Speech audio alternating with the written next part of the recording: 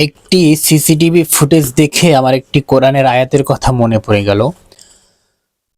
সেদিন ভূমিকম্প যখন শুরু হয় সেই দিন একটি সিসিটিভি ফুটেজ আপনারা দেখেছেন, যেখানে একজন বাবা তার সন্তানকে নিয়ে দোকানের ভিতরে কেনাকাটা করছিল। হঠাৎ ভূমিকম্প শুরু হয়, তার বাবা সেই সন্তানকে ফেলে রেখে দোকান থেকে বের হয়ে যায় দৌড়ে, কারণ তার জীবন বাঁচাতে হবে, তার সে আদরের সন্তানের কথা তার মনে নেই। অথচ এই কথাই আল্লাহ তাআলা বহু বছর আগে কোরআনুল কারিমে বলেছেন, ইয়াউমা ইয়াফিরুল মারউ মিন আখি ওয়া উম্মিহি ওয়া আবি ওয়া সাহিবাতিহি ওয়া বানি। আল্লাহ তাআলা বলেন, সেদিন ভাই থেকে ভাই পালিয়ে যাবে, বোনের কাছ থেকে বোন পালিয়ে যাবে, এমনকি বাবা মাকেও সন্তান চিনবে না, সন্তানও বাবা মাকে চিনবে না। সেদিন সবাই শুধু তার নিজেরটা চিন্তা করবে, নিজে বাঁচার জন্য চেষ্টা করবে।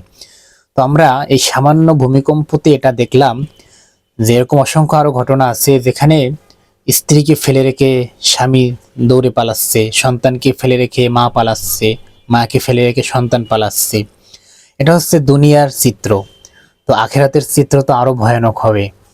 তো আল্লাহ তাআলা কোরআনুল কারিমে যা বলেছেন সবকিছুই সত্য। এটা হাজারবার বহুবার প্রমাণিত হয়েছে, হচ্ছে, আরো হবে। এজন্য আপনি কাদের জন্য কি করতেছেন?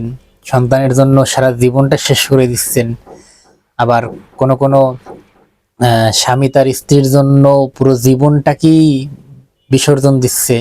এগুলো কিছুই না, এই সামান্য দুনিয়ার সামান্য একটা পরীক্ষায়ও তারা দেখবেন আপনার আপন মানুষ আপনার কাছ থেকে অনেক দূরে পালিয়ে যাবে। এটাই হচ্ছে বাস্তবতা।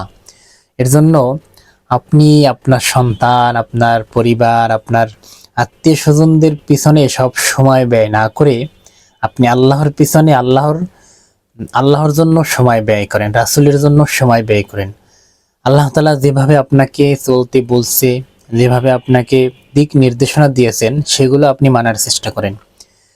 এরকম ভূমিকম্প যে আর হবে না এমনটা না, ভূমিকম্প এর চেয়ে ভয়ানকও হতে পারে। সেদিন হয়তো আপনি পৃথিবী থেকে চলে যাবেন, আমি চলে যাব, অথবা কেউ কেউ কেউ থাকবে, কেউ কেউ যাবে। তাহলে দেখবেন সেদিন আপনার পাশে কেউ নেই, আপনাকে ফেলে রেখে সবাই সবার মতো করে পালাচ্ছে। তো দুনিয়ার থেকে যদি আপনি শিক্ষা না নেন, আখিরাতের দিনেও দেখবেন আপনি যাদের জন্য এত পরিশ্রম করতেছেন, কষ্ট করতেছেন না, কত কিছু করতেছেন, তারা দেখবেন আপনাকে ফেলে রেখে চলে যাচ্ছে। আপনি ডাকতেছেন, তারা আপনার কথা শুনবে না। এটা আল্লাহ তাআলা বলেছে, অসংখ্য আয়াত আছে কোরআনুল কারিমে।